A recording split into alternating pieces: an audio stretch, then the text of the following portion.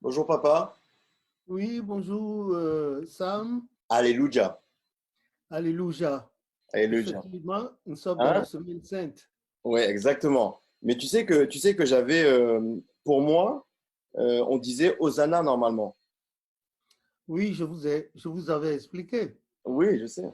Mais Il y a eu de la confusion tout le temps. je sais, il y a eu une grande confusion parce qu'à l'époque où j'évoluais dans les différentes paroisses, avant de te rencontrer, c'est vrai qu'on disait Hosanna jusqu'au vendredi. Après le samedi, on disait Alléluia. Et après le dimanche, on redisait Alléluia. Et même, il masquait la croix du Christ. Tu sais? Non, Voilà. Mais après, non, c'est des pratiques. je sais. Non, c'est des pratiques qui n'existent pas dans l'Église, c'est de l'exagération. Ouais, ouais, tu nous as raconté. Tu nous as raconté. Non, aujourd'hui, je voulais qu'on se parle parce que, comme tu le sais et comme tout le monde le sait, on vit une période qui est compliquée, qui est difficile, qui est particulière en tout cas. Hein, parce qu'on est tous confinés à travers le monde. Les médias disent qu'il y a plus de 3,5 milliards de personnes qui sont confinées dans le monde. Et ça bouleverse l'économie. Donc les gens normaux déjà dans leur société, donc la société des hommes, les relations qu'on peut avoir interhumaines, déjà pour eux c'est compliqué. Parce qu'ils se rendent compte que le, le, cette chose-là qu'on ne voit pas, qui est intangible, c'est-à-dire la relation humaine, hein, finalement, une fois qu'elle disparaît, les gens se trouvent désœuvrés et désemparés. Mais nous, c'est encore plus particulier pour nous parce que on est une assemblée, l'Église, et donc l'Église est censée supposer se retrouver, parce que c'est ça l'étymologie d'assemblée, c'est se retrouver. Et donc, moi, je voulais savoir déjà personnellement, toi, comment tu vis ce confinement, hein, comment tu le vis déjà personnellement, toi. Oui, merci Sam pour la pertinence de cette question. En effet, pour ceux qui n'ont pas été avertis, c'est terrible. C'est terrible et ce confinement, ce n'est pas mal. Il faut voir, en toute chose, il y a un bon côté et il y a un mauvais côté. Nous allons ensemble essayer de décortiquer la situation et prendre dans cette situation de confinement ce qui va. Mm. Tu as fini ta question en disant, en ce moment, l'Église commençait, etc., etc. Écoutez, ce phénomène, il est complètement biblique. Il est biblique, seulement que nous ne savions pas que ça se passerait en notre temps. Et moi, bientôt les 70 ans, Oui. je suis sûr que mes parents n'avaient jamais vécu un phénomène pareil. Mhm. Voilà. Donc, c'est arrivé subitement. Et le Christ a bien dit, il faudrait que nous soyons sur la défensive. Il faudrait que nous soyons toujours en état de veille, hein, que nous veillons parce que le jour du Seigneur va arriver de façon inattendue. Et c'est cela. Il y a beaucoup qui sont morts. Il y a encore d'autres corps dans les morgues, dans les crématoriums, etc., etc. C'est leur fin du monde. Ils ne reviendront pas pour une autre fin du monde. C'est passé, c'est passé. Comme disait Job, que l'homme n'est qu'une vapeur qui se dissipe, qui descend dans le monde du silence et ne remontera plus. Que l'arbre, un arbre coupé a encore plus de chances parce qu'il peut sortir des rejetons. Mais chez l'homme, ce n'est pas possible. Ce qui pourrait mémoriser son passage sur Terre, ce sont ses œuvres et les enfants qu'il a laissés, à condition que ces enfants fassent perdurer l'œuvre positive qu'il a faite.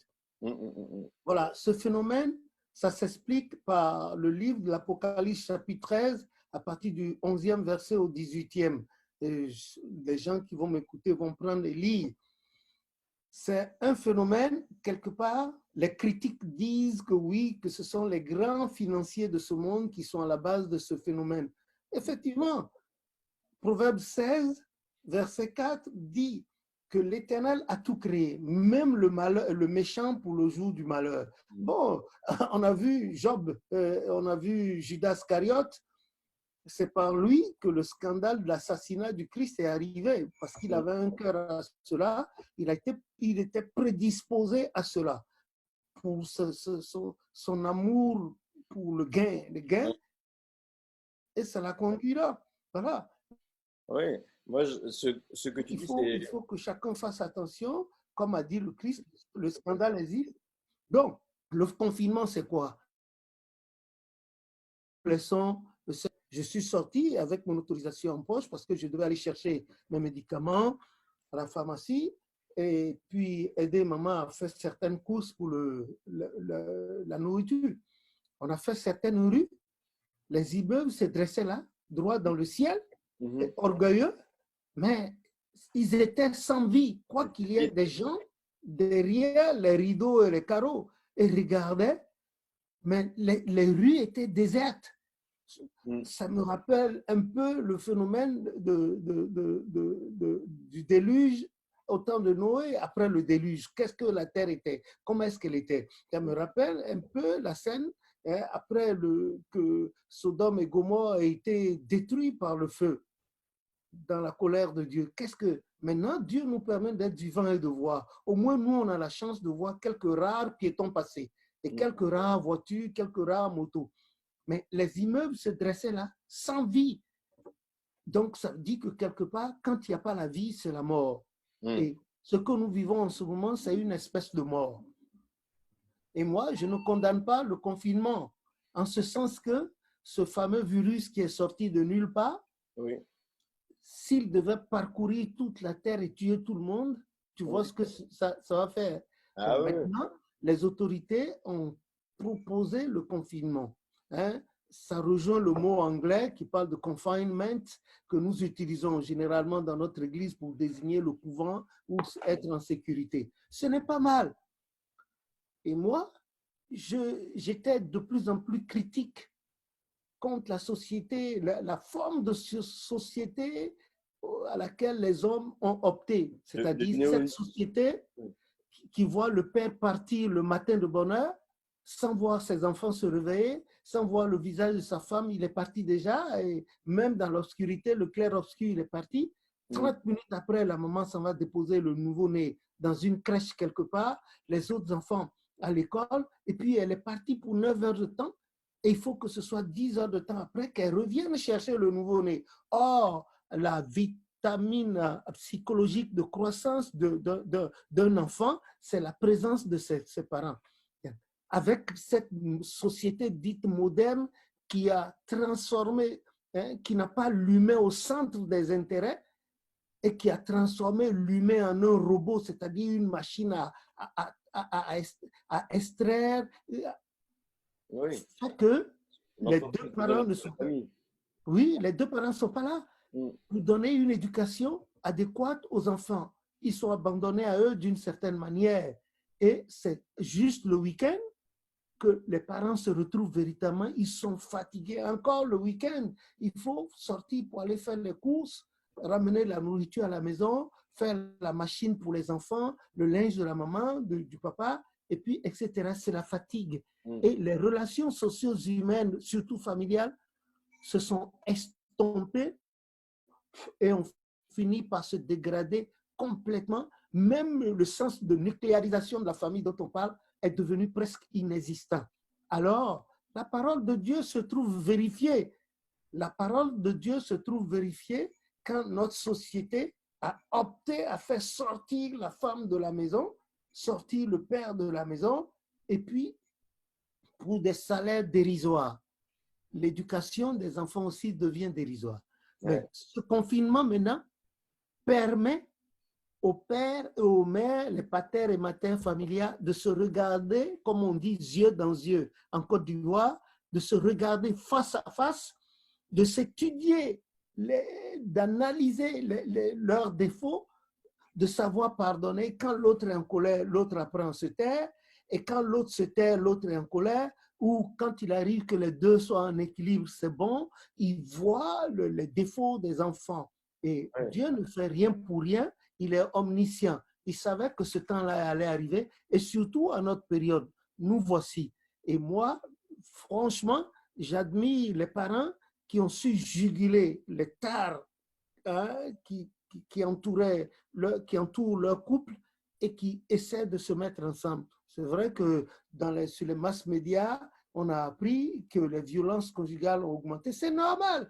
La femme quitte la maison pour 9 heures de temps, elle s'habitue à la présence d'autres hommes. Le monsieur aussi quitte la maison pour 9 heures de temps, il s'habitue à la présence d'autres femmes. Et petit à petit, l'amour initial s'effrite et laisse un semblant de même dans les rapports sexuels. Il n'y a plus d'engouement.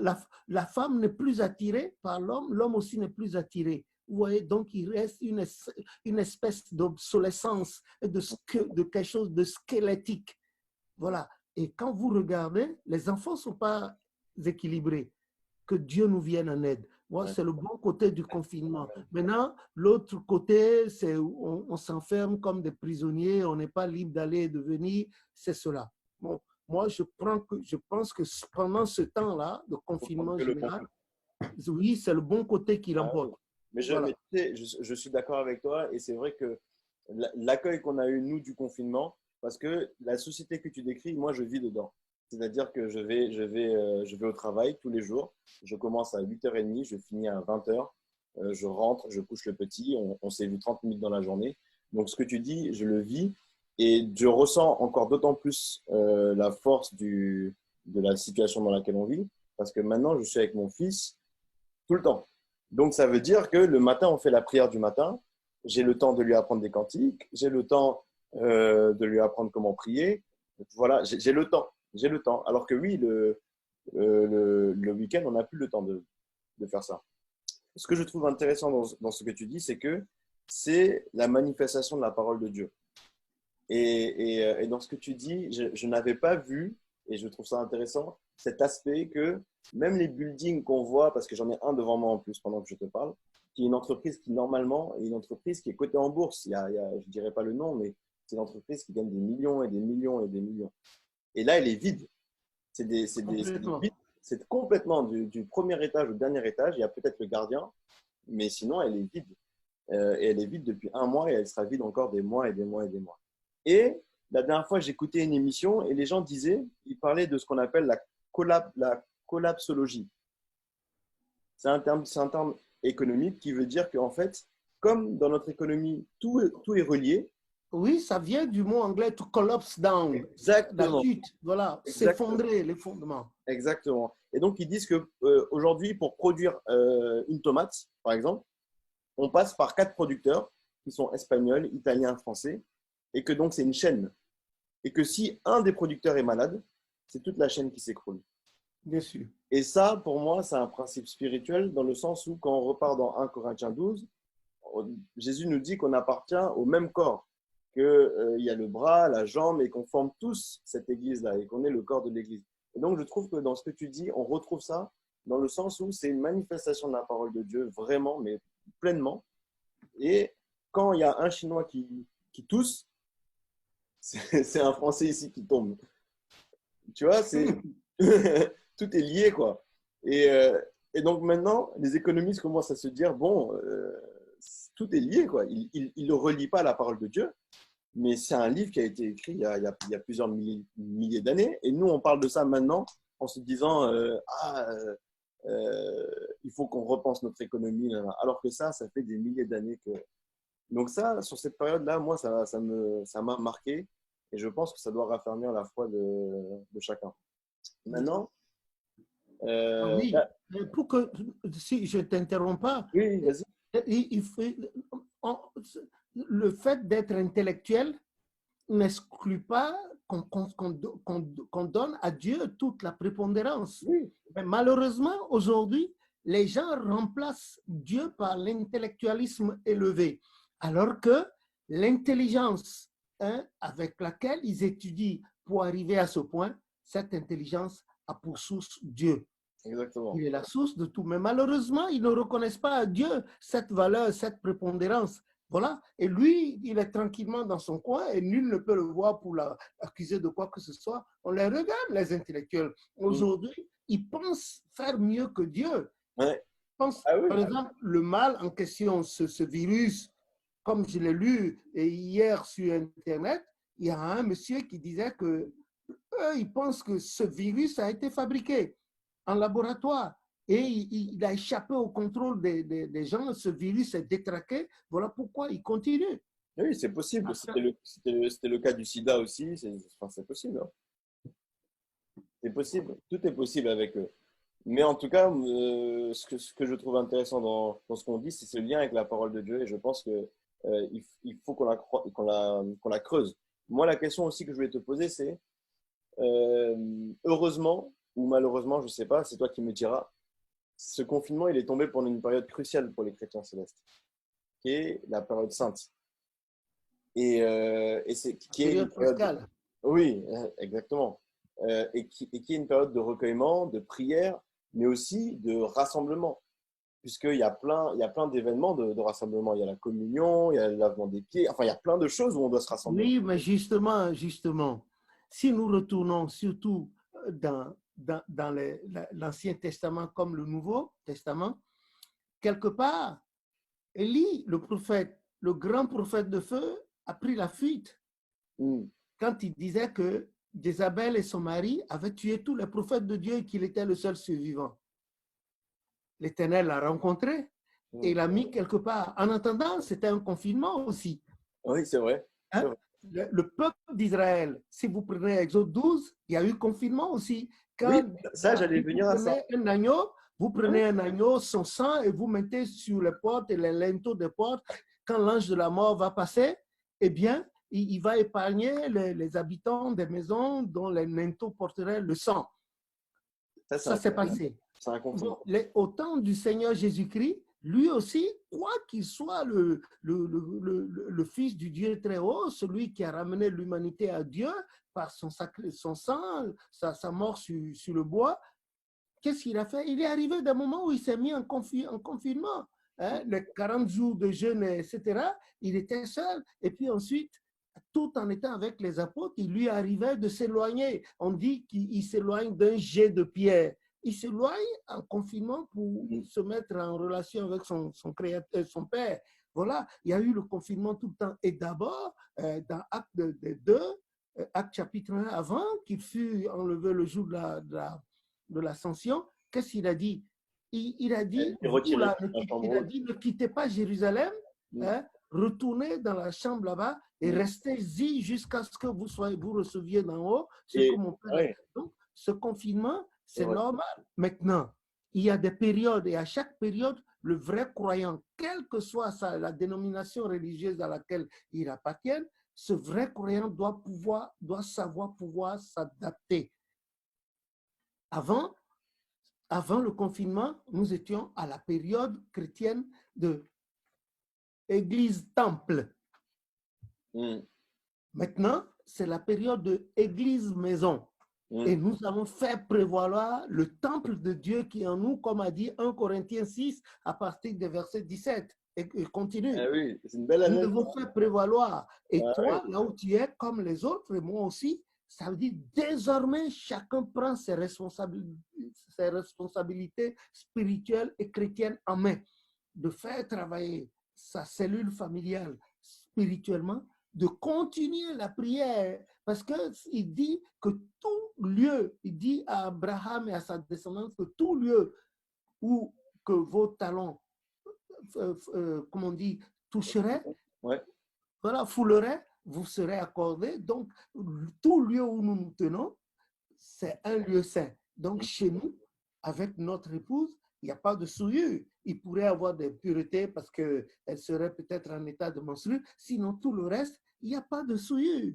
Il n'y a pas d'impureté. Donc, nous continuons, ce que nous disons à l'intérieur du cœur vis-à-vis de Dieu, maintenant, nous l'extériorisons avec nos épouses, nos enfants, et nous continuons de donner à travers cette église, famille, à notre Dieu, ce culte. Nous continuons de louer. C'est maintenant l'occasion où jamais chacun doit prouver à Dieu si oui ou non il aime. Voilà. Et apprendre aux enfants davantage la crainte de Dieu, comme a dit Proverbe 22, verset 6. Hein, il faut apprendre à l'enfant la voie qu'il doit suivre. Comme cela, quand il va grandir, voilà. Oui, c'est vrai. C'est vrai. Donc, on parle de... Non, les gens, peut-être que ce qui va faire chose, les chrétiens ne se retrouveront plus ensemble pour élever un culte, Oui, offrir un culte à Dieu. Ensemble, les paroisses sont fermées, les mosquées sont fermées, les synagogues sont fermées, etc., etc. Ah, écoutez, c'est l'occasion pour Dieu de voir qui l'aime ou qui ne ouais. l'aime Mais pas.